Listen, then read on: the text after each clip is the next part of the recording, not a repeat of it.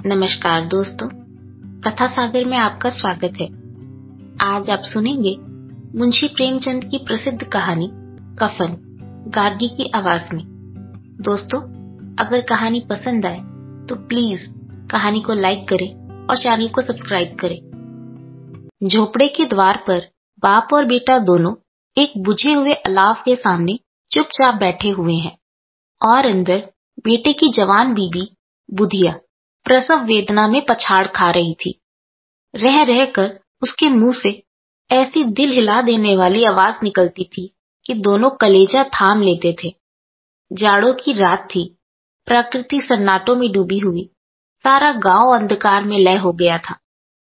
घीसू ने कहा, मालूम होता है बचेगी नहीं, सारा दिन दौड़ते हो गया, जा देख तो आ। माधव चिढ़कर बोला, मरना ही है तो जल्दी मर क्यों नहीं जाती, देख कर क्या करूं। तू बड़ा बेदर्द है बे, साल भर जिसके साथ सुख चैन से रहा उसी के साथ इतनी बेवफाई। मुझसे तो उसका तड़पना और हाथ पांव पटकना नहीं देखा जाता। चमारों का कुनबा था और सारे गांव में बदनाम। घीसू एक दिन काम करता तो 3 दिन आराम करता। माधव इतना कामचोर था कि आधे घंटे काम करता तो घंटे भर चिलम पीता। इसीलिए उन्हें कहीं मजदूरी नहीं मिलती थी। घर में मुट्ठी भर भी अनाज मौजूद हो तो उनके लिए काम करने की कसम थी। जब 2-4 फाके हो जाते तो घीसू पेड़ पर चढ़कर लकड़ियां तोड़ लाता और माधव बाजार से बेच लाता। और जब तक वह पैसे रहते दोनों इधर उधर मारे मारे फिरते। गांव में काम की कमी न थी। किसानों का गांव था, मेहनती आदमी के लिए 50 काम थे, मगर इन दोनों को उसी वक्त बुलाते जब 2 आदमियों से एक का काम पाकर भी संतोष कर लेने के सिवा और कोई चारा ना होता। अगर दोनों साधु होते तो उन्हें संतोष और धैर्य के लिए संयम और नियम की बिल्कुल जरूरत ना होती। यह तो इनकी प्रकृति थी। विचित्र जीवन था इनका। घर में मिट्टी के 2-4 बर्तन के सिवा कोई संपत्ति नहीं। फटे चीथड़ों से अपनी नग्नता को ढाके हुए जिए जाते थे। संसार की चिंताओं से मुक्त, कर्ज से लदे हुए। गालियां भी खाते, मार भी खाते, मगर कोई गम नहीं। दीन इतने कि वसूली की बिल्कुल आशा न रहने पर भी लोग इन्हें कुछ न कुछ कर्ज दे देते थे। मटर आलू की फसल में दूसरों के खेतों से मटर या आलू उखाड़ लाते और भून भून कर खा लेते, या 10-5 ऊख उखाड़ लाते और रात को चूसते। घीसू ने इसी आकाश वृत्ति से 60 साल की उम्र काट दी थी और माधव भी सपूत बेटे की तरह बाप ही के पद चिन्हों पर चल रहा था, बल्कि उसका नाम और भी उजागर कर रहा था। इस वक्त भी दोनों अलाव के सामने बैठकर आलू भून रहे थे, जो कि किसी खेत से खोद लाए थे। घीसू की स्त्री का तो बहुत दिन हुए देहांत हो गया था। माधव का ब्याह पिछले साल हुआ था। जब से यह औरत आई थी उसने इस खानदान में व्यवस्था की नींव डाली थी और इन दोनों बेगैरतों का दोजख भरती रहती थी। जब से वह आई यह दोनों और भी आराम तलब हो गए थे, बल्कि कुछ अकड़ने भी लगे थे। कोई कार्य करने को बुलाता तो दुगनी मजदूरी मांगते।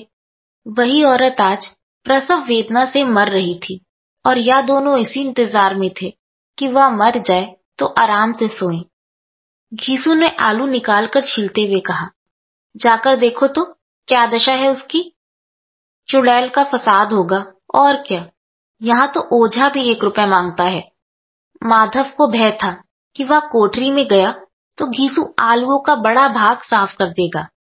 बोला, मुझे वहां जाते डर लगता है। डर किस बात का है, मैं तो यहाँ हूं ही। तो तुम ही जाकर देखो ना। मेरी औरत जब मरी थी तो मैं 3 दिन तक उसके पास से हिला तक नहीं। और फिर मुझसे लज्जाएगी कि नहीं, जिसका मुंह कभी नहीं देखा, आज उसका उघाड़ा हुआ बदन देखूं। उसे तन की सुध भी तो ना होगी। मुझे देख लेगी तो खुलकर हाथ पांव भी ना पटक सकेगी। मैं सोचता हूं कोई बाल बच्चा हुआ तो क्या होगा। सोंठ, गुड़, तेल कुछ भी तो नहीं है घर में। सब कुछ आ जाएगा, भगवान दे तो। जो लोग अभी 1 पैसा नहीं दे रहे हैं वे ही कल बुलाकर रुपए देंगे। मेरे 9 लड़के हुए। घर में कभी कुछ ना था, मगर भगवान ने किसी न किसी तरह बेड़ा पार ही लगाया। जिस समाज में रात दिन मेहनत करने वालों की हालत उनकी हालत से कुछ बहुत अच्छी ना थी, और किसानों के मुकाबले वे लोग जो किसानों की दुर्बलताओं से लाभ उठाना जानते थे, कहीं ज्यादा संपन्न थे। वहां इस तरह की मनोवृत्ति का पैदा हो जाना कोई अचरज की बात न थी। घीसू किसानों से कहीं ज्यादा विचारवान था, और किसानों के विचार शून्य समूह में शामिल होने के बदले बैठकबाजों की कुत्सित मंडली में जा मिला था। हाँ, उसमें यह शक्ति न थी कि बैठकबाजों के नियम और नियति का पालन करता। इसलिए जहां उसकी मंडली के और लोग गांव के सरगना और मुखिया बने हुए थे, उस पर सारा गांव उंगली उठाता था। फिर भी उसे यह तस्कीन तो थी ही कि अगर वह फटे हाल है तो कम से कम उसे किसानों की सी जी तोड़ मेहनत तो नहीं करनी पड़ती, और उसकी सरलता और निरीहता से दूसरे लोग बेजा फायदा तो नहीं उठाते। दोनों आलू निकाल निकाल कर जलते जलते खाने लगे। कल से कुछ नहीं खाया था, इतना सब्र ना था कि ठंडा हो जाने दें। कई बार दोनों की जबानें जल गईं। छिल जाने पर आलू का बाहरी हिस्सा जबान, हलक और तालू को जला देता था, और उस अंगारे को मुंह में रखने से ज्यादा खैरियत इसमें थी कि वह अंदर पहुंच जाए। वहां उसे ठंडा करने के लिए काफी सामान थे, इसलिए दोनों जल्द जल्द निकल जाते। हालांकि इस कोशिश में उनकी आंखों से आंसू निकल आते। घीसू को उस वक्त ठाकुर की बारात याद आई, जिसमें 20 साल पहले वह गया था। उस दावत में उसे जो तृप्ति मिली थी, वह उसके जीवन में एक याद रखने लायक बात थी, और आज भी उसकी याद ताजा थी। बोला, वह भोज नहीं भूलता। तब से फिर उस तरह का खाना और भरपेट नहीं मिला। लड़की वालों ने सबको भरपेट पूड़ियां खिलाई थी, सबको। छोटे बड़े सबने पूड़ियां खाई, और असली घी की। चटनी, रायता, 3 तरह के सूखे साग, एक रसेदार तरकारी, दही, चटनी, मिठाई। अब क्या बताऊं कि उस भोज में क्या स्वाद मिला। कोई रोक टोक नहीं थी। जो चीज चाहो मांगो, जितना चाहो खाओ। लोगों ने ऐसा खाया कि किसी से पानी न पिया गया। मगर परोसने वाले हैं कि पत्तल में गरम गरम गोल गोल सुवासित कचौरियां डाल देते हैं। मना करते हैं कि नहीं चाहिए, पत्तल पर हाथ रोके हुए हैं, मगर वह है कि दिए जाते हैं। और जब सबने मुंह धो लिया तो पान इलायची भी मिली, मगर मुझे पान लेने की कहाँ सुध थी। खड़ा हुआ ना जाता था। चटपट जाकर अपने कंबल पर लेट गया। ऐसा दिल दरियाफ था वह ठाकुर। माधव ने इन पदार्थों का मन ही मन मजा लेते हुए कहा, अब हमें कोई ऐसा भोज नहीं खिलाता। अब कोई क्या खिलाएगा, वह जमाना दूसरा था। अब तो सबको किफायत सूझती है। शादी ब्याह में मत खर्च करो, क्रियाकर्म में मत खर्च करो। पूछो, गरीबों का माल बटोर बटोर कर कहाँ रखोगे। बटोरने में तो कमी नहीं है, हाँ, खर्च में किफायत सूझती है। तुमने एक 20 पूरियां खाई होंगी। 20 से ज्यादा खाई थी। मैं 50 खा जाता। 50 से कम मैंने न खाई होंगी। अच्छा, पक्का था। तो तू तो मेरा आधा भी नहीं है। आलू खाकर दोनों ने पानी पिया, और वहीं अलाव के सामने अपनी धोतियां ओढ़कर पांव पेट में डाले सो रहे, जैसे 2 बड़े बड़े अजगर गेंडुलिया मारे पड़े हों। और बुधिया अभी तक करहा रही थी। सवेरे माधव ने कोठरी में जाकर देखा तो उसकी स्त्री ठंडी हो गई थी। उसके मुंह पर मक्खियां भिनक रही थी। पथराई हुई आंखें ऊपर टंगी हुई थी। सारी देह धूल से लथपथ हो रही थी। उसके पेट में बच्चा मर गया था। माधव भागा हुआ घीसू के पास आया। फिर दोनों जोर जोर से हाय हाय करने और छाती पीटने लगे। पड़ोस वालों ने यह रोना धोना सुना तो दौड़े हुए आए और पुरानी मर्यादा के अनुसार इन अभागों को समझाने लगे, मगर ज्यादा रोने पीटने का अवसर न था। कफन की और लकड़ी की फिक्र करनी थी। घर में तो पैसा इस तरह गायब था जैसे चील के घोंसले से मांस। बाप बेटे रोते हुए गांव के जमींदार के पास गए। वह इन दोनों की सूरत से नफरत करते थे। कई बार इन्हें अपने हाथों से पीट चुके थे। चोरी करने के लिए वादा कर काम पर ना आने के लिए। पूछा, क्या है बे घिसुआ, रोता क्यों है? अब तो तू कहीं दिखाई भी नहीं देता। मालूम होता है इस गांव में रहना नहीं चाहता। घीसू ने जमीन पर सर रखकर आंखों में आंसू भरे हुए कहा, सरकार, बड़ी विपत्ति में हूं। माधव की घरवाली रात को गुजर गई। रात भर तड़पती रही सरकार। हम दोनों उसके सिरहाने बैठे रहे। दवा दारू जो हो सका सब कुछ किया, मुदा वह हमें दगा दे गई। अब कोई एक रोटी देने वाला भी नहीं रहा मालिक। तबाह हो गए, घर उजड़ गया। आपका गुलाम हूं। अब आपके सिवा कौन उसकी मिट्टी पार लगाएगा? हमारे हाथ में जो कुछ था वह सब तो दवा दारू में उड़ गया। सरकार ही की दया होगी तो उसकी मिट्टी उठेगी। आपके सिवा किसके द्वार पर जाऊं? जमींदार साहब दयालु थे, मगर घीसू पर दया करना काले कंबल पर रंग चढ़ाना था। जी में तो आया, कह दें, चल दूर हो जाए यहां से। यूं तो बुलाने से कभी आता नहीं, आज जब गरज पड़ी है तो आकर खुशामद कर रहा है। हरामखोर कहीं का, बदमाश। लेकिन यह क्रोध या दंड देने का अवसर ना था। जी में कुड़ते हुए 2 रुपए निकालकर फेंक दिए, मगर संतावना का एक शब्द भी मुंह से ना निकला। उसकी तरफ ताका तक नहीं, जैसे सिर का बोझ उतारा हो। जब जमींदार साहब ने 2 रुपए दिए तो गांव के बनिए महाजनों को इनकार का साहस कैसे होता? घीसू जमींदार के नाम का ढिंडोरा भी पीटना जानता था। किसी ने 2 आने दिए, किसी ने 4 आने।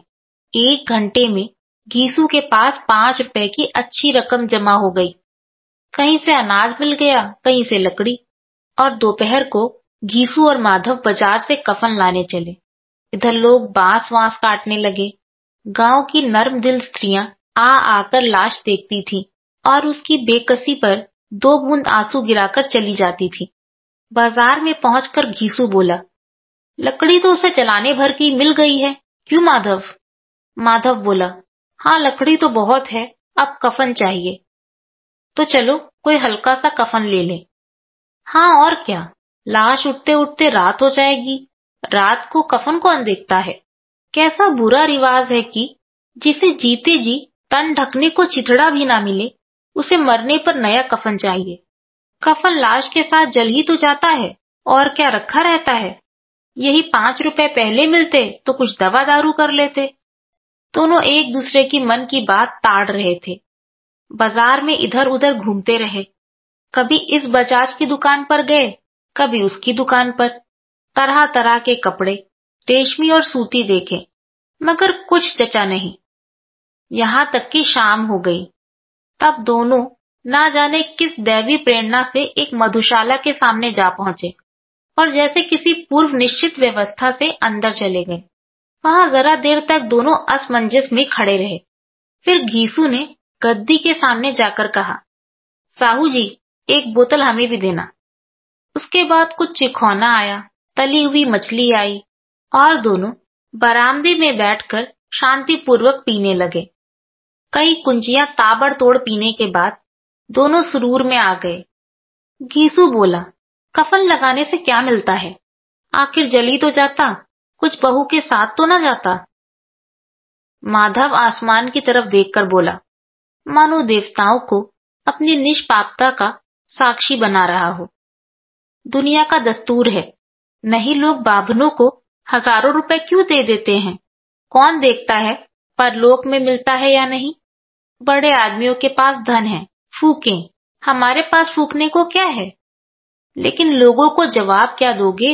लोग पूछेंगे नहीं कफन कहाँ है? घीसू हंसा, अबे कह देंगे कि रुपए कमर से खिसक गए, बहुत धूड़ा मिले नहीं। लोगों को विश्वास ना आएगा, लेकिन फिर वही रुपए देंगे। माधव भी हंसा इस अनपेक्षित सौभाग्य पर। बोला, बड़ी अच्छी थी बेचारी, मरी तो खूब खिला पिलाकर। आधी बोतल से ज्यादा उड़ गई। घीसू ने 2 सेर पूड़ियां मंगाई, चटनी, अचार, कलेजियां। शराब खाने के सामने ही दुकान थी। माधव लपक कर 2 पतलों में सारा सामान ले आया। पूरा 1.5 रुपए खर्च हो गया। सिर्फ थोड़े से पैसे बच रहे। दोनों इस वक्त इस शान में बैठे पूड़ियां खा रहे थे जैसे जंगल में कोई शेर अपना शिकार उड़ा रहा हो। ना जवाबदेही का खौफ था, ना बदनामी की फिक्र। इन सब भावनाओं को उन्होंने बहुत पहले ही जीत लिया था। घीसू दार्शनिक भाव से बोला, हमारी आत्मा प्रसन्न हो रही है तो क्या उसे पुण्य ना होगा?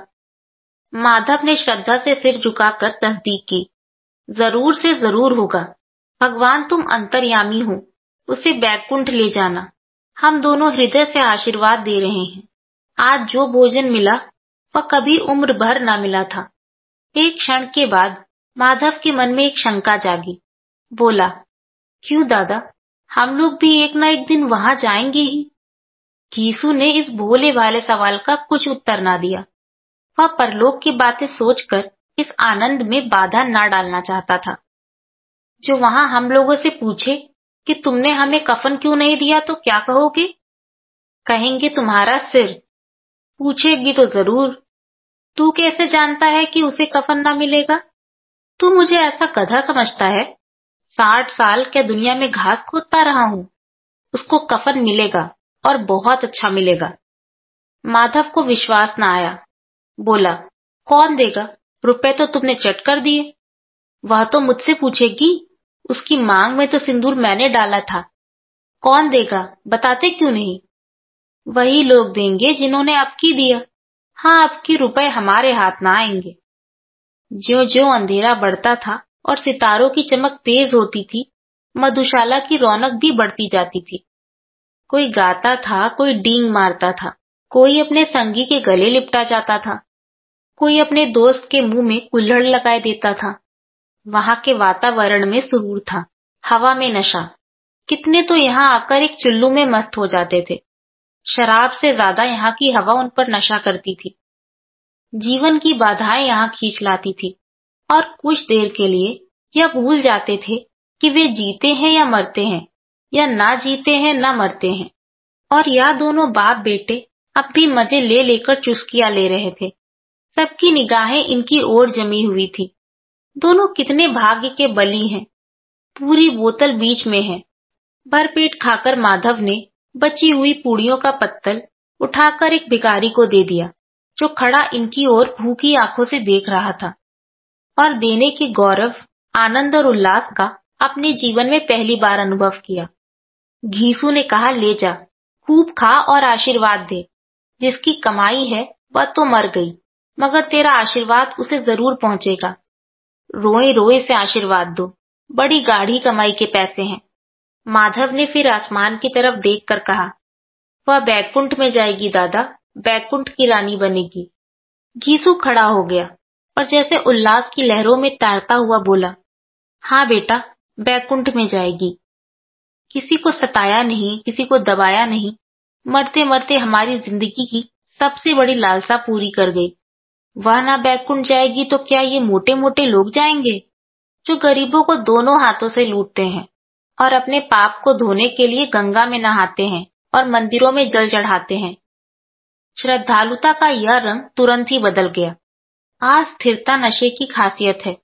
दुख और निराशा का दौरा हुआ। माधव बोला, मगर दादा, बेचारी ने जिंदगी में बड़ा दुख भोगा, कितना दुख झेल कर मरी। और वह आंखों पर हाथ रखकर रोने लगा, चीखे मार मार कर। घीसू ने समझाया, क्यों रोता है बेटा, खुश हो कि वह माया जाल से मुक्त हो गई, जंजाल से छूट गई। बड़ी भाग्यवान थी जो इतनी जल्द मोह माया के बंधन तोड़ दिए। और दोनों खड़े होकर गाने लगे, ठगनी क्यों नाना मटकावे ठगनी।